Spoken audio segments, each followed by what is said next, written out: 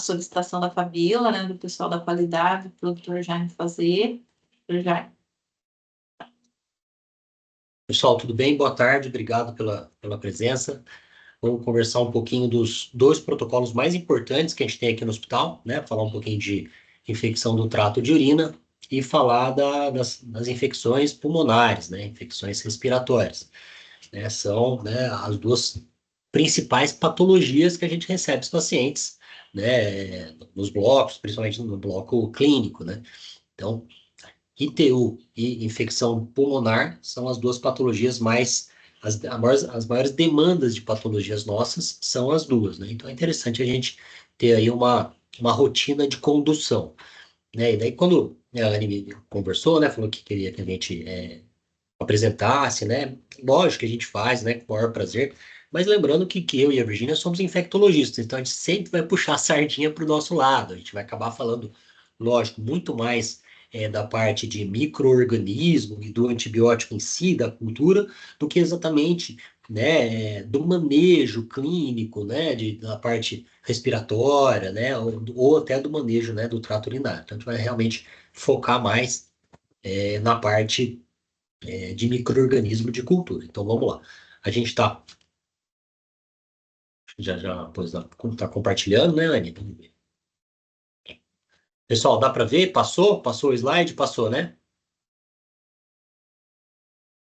Então a gente vai começar falando das infecções do trato urinário. Não achei uma imagem bonita aí, né, do rim, né, do ureter, da bexiga. Deixa eu admitir o pessoal aqui que está chegando, né, do ureter, né, da bexiga lá, e da uretra, né? Então, a infecção do trato de urina, a gente tem que lembrar que se divide em basicamente duas, né? Infecções altas e infecções baixas. As baixas são da bexiga para baixo, que a gente chama de cistites, e as altas a gente geralmente, né, classifica como infecções mais graves, como a pielonefrite, né? Infecções potencialmente, né, mais complicadas e até mesmo fatais. Então, vamos lá, qual é a definição, né? O que é a infecção do trato de urina, né? É um processo inflamatório infeccioso de qualquer topografia da via urogenital masculina ou urológica feminina, que pode se dar por bactérias, vírus, micobactérias, parasitas, né? Então, existem muitos micro-organismos que podem causar essas infecções. Mas as bactérias são as favoritas, né? São as mais frequentes. Então, o que a gente encontra mais, as infecções urinárias, tanto altas quanto baixas, são as bactérias. E principalmente as bactérias dessa região, as bactérias que a gente chama de perineais. E. coli, a Klebsiella, Proteus, Pseudomonas, todas essas são bactérias comuns nessa região. Então, quando a gente encontra, por exemplo, um Staphylo aureus, um estrépito nessa região, a gente até duvida, né? E muitas vezes fala, ó, deve estar acontecendo alguma coisa estranha, porque não são germes comuns da gente encontrar nessa região. Então, só para a gente saber qual é a nossa epidemiologia, né? O que aparece, né, de germe, né, no nosso hospital? Qual é, né, os germes mais comuns no paciente que interna aqui para a gente na Unimed? Então, a gente tem dados, né, de janeiro a outubro, né, Ali? Dos principais agentes, e a gente tem um predomínio da E. coli, né? A Escherichia coli é o germe mais comum. Se a gente pegar a infecção urinária na comunidade, esse valor dobra, né? Aqui a gente encontra 40%, na comunidade em torno de 70%, 80% das infecções do trato urinário são por E. coli, né? Por essa bactéria. Aqui a gente consegue ver também pseudomonas, né? O germe um pouquinho mais chato, às vezes, de tratar, Klebsiella, né? Todos esses são germes gram-negativos, olha lá, Proteus, né? Então, uma gama, né, grande aí, né? Quase 75%, talvez um pouco mais, de germes gram-negativos. E a gente tem também o Enterococcus, que é um germe que tem aparecido bastante, principalmente nos idosos, pacientes de longa permanência, né? Que vem de instituição de longa permanência, que acaba encontrando o Enterococcus, que é um gram-positivo, né? Um pouquinho diferente, e também fungo, né? A gente encontra também Cândida nesses pacientes. Então, essa é a nossa epidemiologia mais comum das infecções do trato de urina. Aqui, os agentes de UTI, muda um pouco o UTI? Muda, né? A gente vê que muda, né? A E. coli diminuiu um pouco, mas ainda tem, né? Aumentou o Enterococcus fecais, que é um gram positivo, como a gente já viu, pacientes mais graves, pacientes que já utilizaram muita medicação, muito antibiótico.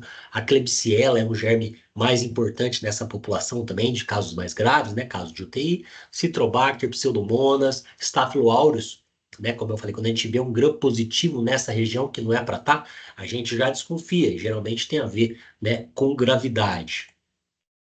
O que mais? Aqui é de secreção traqueal, né? A gente está falando do trato de urina, mas só para a gente ter uma ideia da secreção traqueal, que depois a gente vai entrar em pneumonia.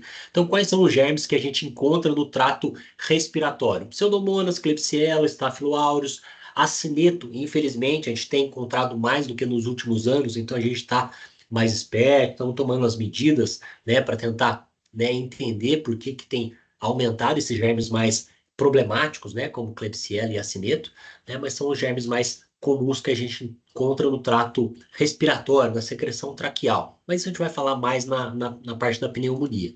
Só para a gente lembrar, né, que a secreção traqueal não necessariamente indica que esse germe está morando no pulmão. Secreção traqueal indica o germe que te encontrou na traqueia. Pode ser uma traqueite? Pode. Pode ser uma colonização? Pode. Pode ser uma contaminação? Também pode.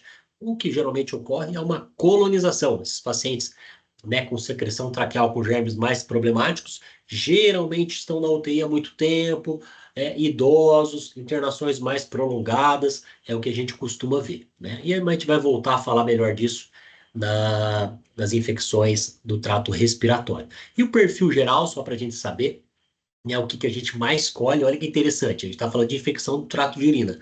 A maior quantidade de culturas que a gente colhe no hospital é no trato urinário, né? Então, infecção do trato urinário é um problema importante, né, de saúde aqui, né, no nosso hospital, né, e como a gente pode até provar, né, a quantidade maior de culturas que a gente colhe.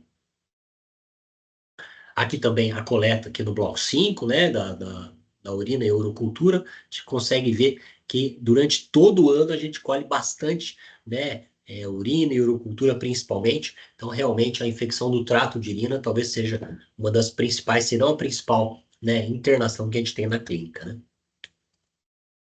Então, sintomatologia, como a gente estava conversando, a cistite, uma infecção mais baixa, acompanha-se de sintomas de trato mais baixo, como disúria, polaciúria, urgência miccional, toda hora tem que estar indo no banheiro, ocasionalmente hematúria, sensação de esvaziamento incompleto da bexiga, né? Toda hora tem que estar fazendo xixi. E a pielonefrite, que é uma infecção mais alta, mais problemática, mais grave, prevalece sintomas sistêmicos, como dor lombar, febre, calafrio, astenia, náusea e vômito. Então, essas são as diferenças de uma infecção baixa, como a cistite, de uma infecção alta e problemática, né, e potencialmente problemática, como a pielonefrite.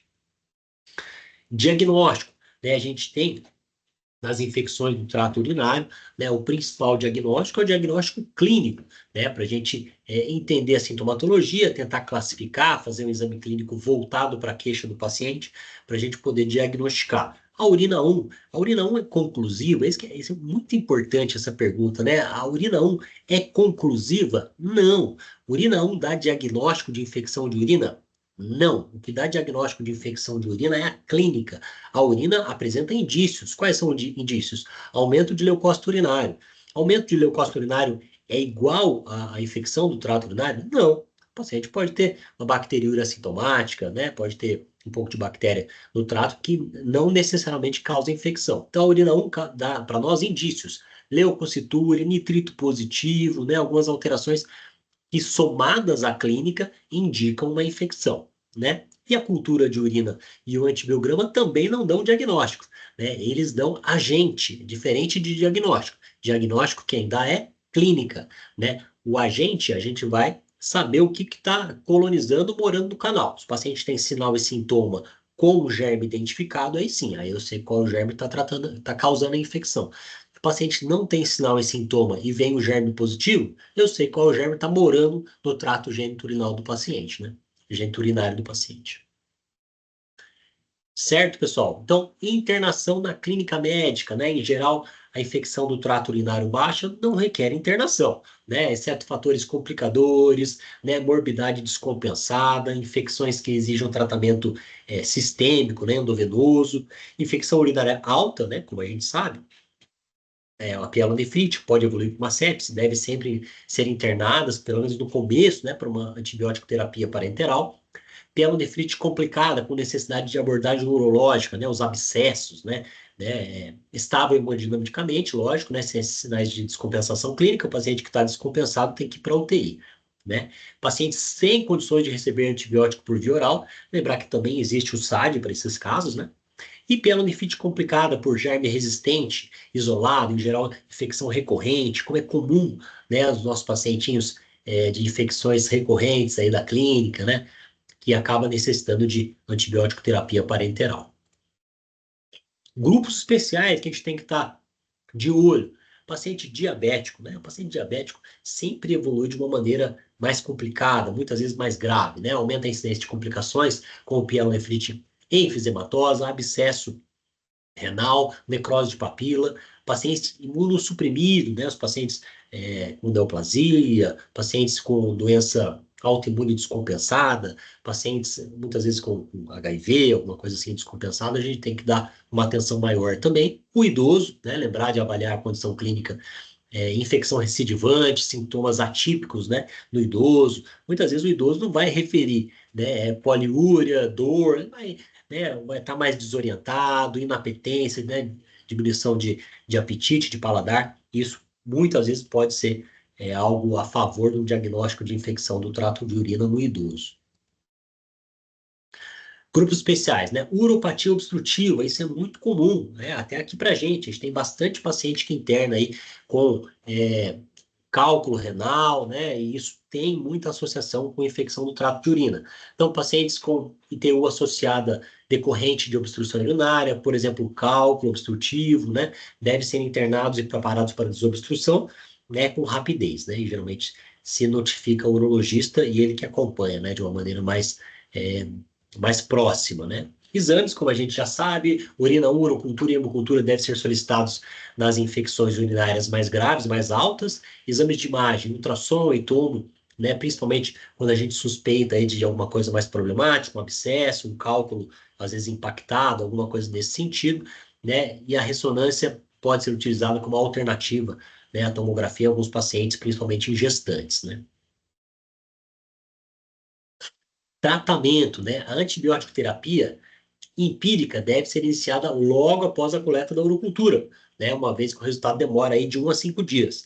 Na realidade, nós temos aqui algo muito, muito bom. Nós temos a sorte de ter um laboratório que nos acompanha diariamente, né? Que notifica, né, os resultados e as parciais diariamente, né? Porque aqui no hospital a urocultura sai muito rápido, né? Principalmente dia de semana. Final de semana a gente sabe que é um pouquinho mais complicado quando tem feriado. Mas dia de semana é assim, né? 2, 3 dias para sair o resultado parcial, 3, 4 dias para sair a definitiva. Isso é muito bom, é muito rápido. A gente vai iniciar um antibiótico empírico. O que que é empírico? O antibiótico empírico é aquele que a gente entra, né, imaginando a flora local, não sabendo exatamente qual é o germe, e aguardando a urocultura para tentar guiar melhor. Né? Então, a escolha do antibiótico mais adequado tem que basear no antibiograma, como a gente sabe, né, na observação da resposta ao tratamento prévio, isso é muito interessante, e com antibiótico empírico na ocorrência de reinfecção. A gente sabe que tem muitos pacientes com germes já diagnosticados, pacientes já colonizados, que muitas vezes acabam internando com uma infecção urinária, e a gente já tem uma ideia melhor do que está acontecendo, né, com aquele paciente. Então, a avaliação, febre, calafrio, lombalgia, náusea, vômito, exame de Giordano positivo, urina úncula, costura, sintomas.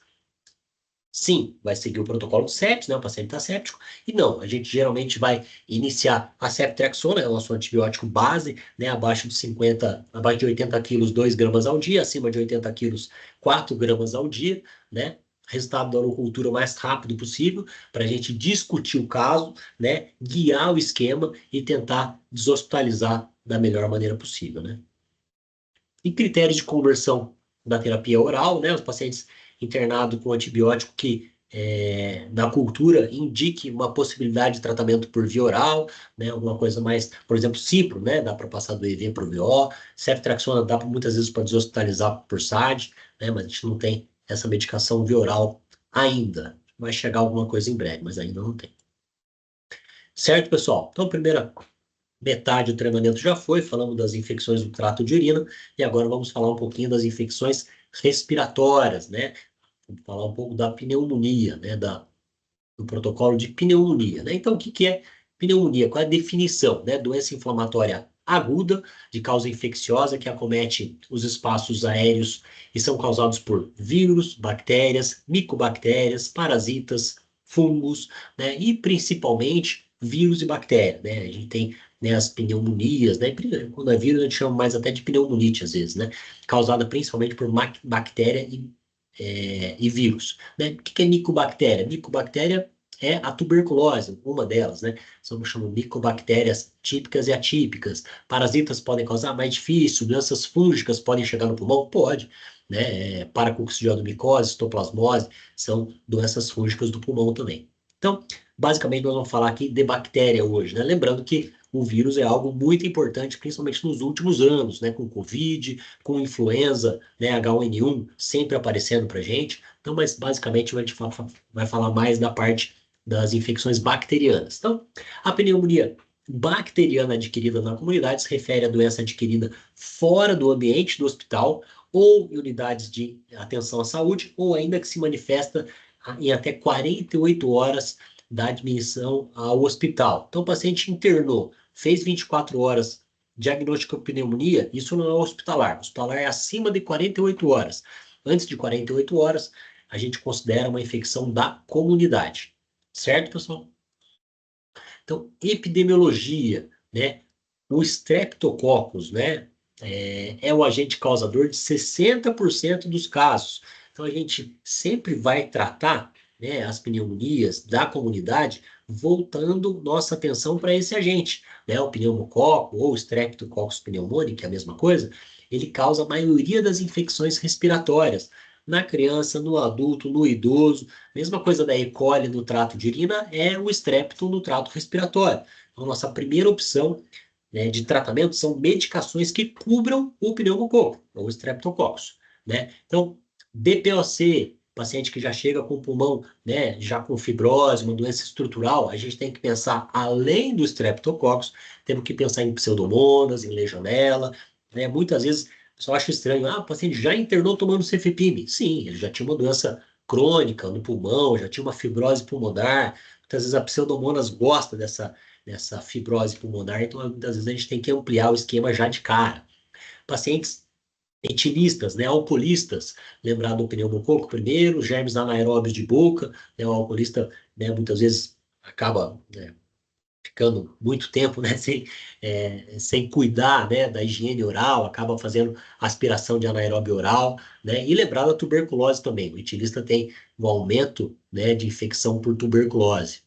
Aspiração, paciente que teve aí um acidente vascular encefálico, alguma coisa nesse sentido, pode fazer infecção por bacilo gram-negativo, furar anaeróbio oral, né?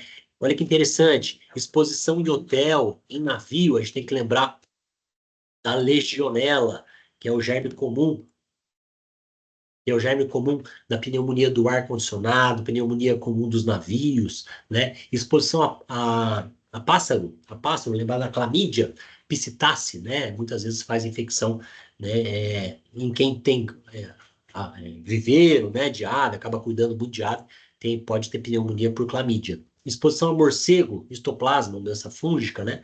Uso de droga injetável, Staphylococcus aureus, anaeróbios e tuberculose. Então, isso é interessante a gente saber que a gente tem algo que é típico nesses pacientes com alguma comorbidade, com algum vício, né, alguma adicção, que a gente pode, ou com um histórico, né, para a gente poder voltar à terapia para algo mais específico, né?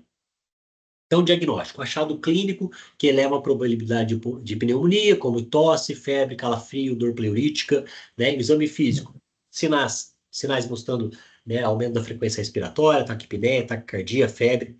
Exame físico com uma acesa percussão, né? Redução dos sons respiratórios, stertor, ronco, né?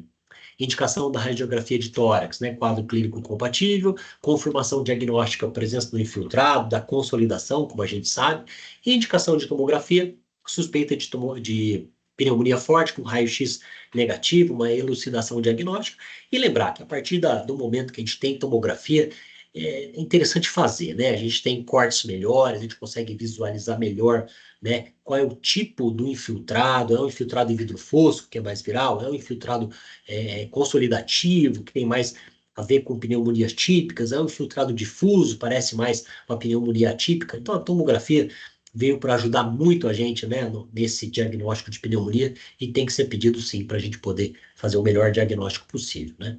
A gente tem alguns scores de gravidade, principalmente o CURB 65 e o PSI, né? E a gente tem também, né, a possibilidade da discussão do caso, né, com os infectologistas, né, com a CCH, para a gente poder tentar direcionar. Muitas vezes a gente sabe, inclusive, né, da história pregressa do caso, a gente tem as fichas, acaba sabendo quando que o paciente esteve internado, quando que utilizou antibiótico da última vez, então por isso que a gente pede aí para o colega, sempre que possível, entrar em contato para a gente poder decidir junto, né, e conversar junto da melhor opção terapêutica, né. Só para a gente saber, né? O que é o CURB 65? É um score criado na Inglaterra, de fácil memorização e aplicabilidade, que aborda dados gerais de exame físico, né? É útil para predizer mortalidade e pneumonia adquirida da comunidade. A ênfase principal é identificação de paciente grave, né? Para a gente ver se o paciente vai tratar em casa, se vai tratar no hospital, se tem uma indicação maior de tratamento em unidades de terapia intensiva, né? Como que funciona, né? O CURB, então, de 0 a 1, mortalidade baixa, provável candidato ao tratamento ambulatorial. CURB 2, mortalidade intermediária, em torno de 10%, tratamento hospitalar considerado. E CURB 3 ou mais, tratamento hospitalar. E o score mais alto, 4 ou 5, tentar avaliar a possibilidade de UTI. Então, o C de CURB é confusão, sim ou não. U é de uremia, sim ou não, né? Ureia plasmática acima de 50. R, frequência respiratória acima de 30, também dá um resultado positivo e vai somar um ponto. O B é de pressão arterial, sistólica menor que 90 e diastólica menor que 60. E 65 é pelo fato da idade, lembrar que acima de 65 anos existe um risco maior, uma possibilidade de evolução de uma maneira mais grave, né? Então, esse é o score de Kurb, que é realmente bem facinho de memorizar. E tem o PSI, que é a Pneumonia Severity Index, né, que a gente consegue também predizer, né, mortalidade, né, a gente tem aí os pontos, né, e dependendo dos pontos a gente vai indicar um tratamento ambulatorial ou internado. Então, risco baixo, classe 1 e 2, abaixo de 70 pontos na somatória, tratamento ambulatorial. Risco intermediário, de 71 a 90, geralmente uma breve internação, deshospitalização mais rápida, 2 a 3 dias, né, 4 dias. E acima de 90, risco moderado a alto, internação hospitalar, né, a última lá, mortalidade quase 30%, né, a gente tem que até pensar se existe uma indicação aí de UTI. Tratamento, né? A gente tem que lembrar que infecção do trato de urina, né? Muitas vezes o paciente chega com a cultura ou passa 2, 3 dias ele já tem a cultura em mãos. Pneumonia não. Pneumonia a gente não vai conseguir identificar o agente, na grande maioria das vezes, né? É difícil você conseguir identificar qual é o agente que está causando a pneumonia. A gente sabe que a maioria das vezes é estrépito, quando tem alguma daquelas características a gente pode supor que seja um ou outro germe. Ah, o paciente AVCzou e foi encontrado caído. A gente vai pensar em pneumonia broncoaspirativa, a gente vai dar ceftriaxona com clinda. Ah, o paciente fez uma pneumonia da comunidade, dá para ver lá no raio-x, não tem características de aspiração. A gente vai tentar usar ceftriaxona com macrolítico, com claritromicina, mas infelizmente a gente não vai ter uma facilidade tão grande quanto infecção do trato de urina da gente encontrar, deixa eu admitir aqui, da gente encontrar o agente, né? Então, pneumonia sem antibiótico recente, geralmente internado, geralmente ceftriaxona com claritromicina ou azitromicina, ou mesmo quinolona respiratória, né? Leva o moxifloxacino que a gente acaba utilizando pouco, né? A gente utiliza mais ambulatorialmente essas medicações. Pneumonia com DPOC, uma doença pulmonar obstrutiva crônica, uso de antibiótico recente, ceftriaxona com claritromicina ou azitromicina, quinolona respiratória, que leva o moxifloxacino, e discussão do caso com a equipe do CCH, né, para a gente ver se tem indicação da gente entrar com alguma medicação mais potente. O pessoal me pergunta bastante, né, até os colegas médicos, né, doutor, qual que é o tempo o limite de tempo que o paciente já tomou antibiótico para a gente pensar em ampliar, para dar cefepime, dar tazocin, ou voltar ao esquema inicial. Não tem, a gente não tem isso descrito em literatura, isso não é muito tabulado. A gente precisa ver a história clínica, a evolução do paciente. Né? Se o paciente tratou, evoluiu muito bem e passou umas 3, 4 semanas, ele está bem clinicamente, a gente pode tentar voltar com o esquema inicial, ceftriaxona e claritromicina. É uma boa opção, né? Já vi muito paciente sair de segunda internação bem com o esquema inicial. Agora, passou uma semana, 2 semanas, o paciente volta para o hospital, pior clinicamente, evoluindo de uma maneira mais grave, com risco, né, de sepse, de gravidade.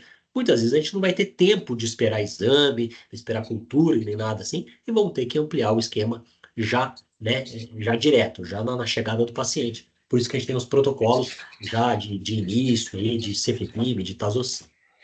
Suspeita de pneumonia aspirativa, mau estado de conservação dentária, presença de sinusite associada, a gente geralmente vai iniciar a ceftriaxona com clindamicina. A gente tem o Nasin, que é a ampicilina sulbactam, que é um baita antibiótico, um antibiótico bem legal de usar, mas que a gente acaba reservando para os pacientes que já utilizaram muito antibiótico, a gente acaba não usando de primeira vez esse esquema, né? Muitas vezes é a partir da discussão com a CCH, né? Certo, pessoal? Critérios de alta, melhora clínica é o principal critério de alta é melhora clínica, né, e laboratorial, né? Pessoal, tem um micro-áudio aberto aí só Acho para que dar uma tem algum olhadinha. áudio aberto, gente. Pessoal, só para dar uma olhada no áudio aí que tá. Então, pessoal, lembrar, critério de alta, melhora clínica é o principal, laboratorial nos ajuda, né, dá indícios de melhora. Qual o critério laboratorial? Em redução ou já no valor normal, PCR em queda, né, procalcitonina a gente tem que usado bastante recentemente, dentro dos limites normais, provas inflamatórias em queda, paciente já afebril, lógico, não vai dar alta paciente febril, né, não é interessante, deve ter alguma coisa acontecendo. Lembrar que nem sempre febre é ausência de antibiótico. O pessoal acha que febre é ausência de antibiótico, e não é, né? Febre é um estado talvez infeccioso, mas inflamatório acontecendo, que a gente tem que tentar identificar o que está acontecendo. Então, o paciente afebriu há pelo menos 48, 72 horas. Exame de imagem. Melhora do exame de imagem? Não. A imagem demora, né? Ah, vai ter que esperar o raio-x melhorar para dar alta? Não, não, né? A imagem, né, do exame de raio-x ou mesmo tomografia demora mais tempo para se resolver, né, do que a clínica. Então, a clínica realmente é a principal medida, a principal indicação de poder dar alta para o paciente. E, lógico, programação de deshospitalização, de SAD, o paciente já fez aí 2, 3, 4 dias e já melhorou, a gente geralmente tenta deshospitalizar o paciente com alguma coisa via oral ou mesmo endovenosa que o SAD possa administrar. Certo, pessoal? Aqui a bibliografia, né, do que a gente conversou. Eu acho que a gente conseguiu falar bem, né, das duas principais infecções que a gente tem aqui clínicas, né, no nosso meio, infecção do trato respiratório e do trato geniturinário, né, lembrar que a gente tem um laboratório que nos ajuda, né, que libera as culturas e os exames o mais rápido possível, né, a gente tem uma parceria grande aí com o laboratório, com farmácia, para a gente poder, né, trazer, né, o melhor tratamento possível, né, para os pacientes nossos, né, tanto do trato respiratório quanto do trato geniturinário. Certo, pessoal? Rapidinho, né, os protocolos, a gente tem eles também nos setores, né, Anne? Tudo já está atualizado, disponível no público. Então, para quem quiser dar uma olhadinha, também é interessante. Certo, pessoal? Alguma Verdade. dúvida, alguma pergunta? Eu bem vou fazer uma pergunta já. Tá Pois não, compartilhando Anne, aqui pois não. ainda a bibliografia, não sei se vocês querem tirar. Não, é que o doutor falou assim, ó, que quando o paciente está internado, se for antes de 48 horas, não é considerado pneumonia hospitalar. Exato. Mas se o paciente já teve uma passagem pelo hospital, a gente leva isso em consideração e quanto tempo? Então, vamos supor que ele ficou internado, sei lá, por uma fratura de qualquer coisa, e foi para o centro cirúrgico, e ele volta com a pneumonia, aí automaticamente é considerado pneumonia hospitalar ou Não, não? não. Nesses casos a gente vai avaliar. Como eu já até falei, a gente não tem um tempo base para isso, né? A gente vai avaliar caso a caso, né? Vai avaliar, inclusive, a resposta dele ao antibiótico proposto. Porque se a gente pensar numa pneumonia em algo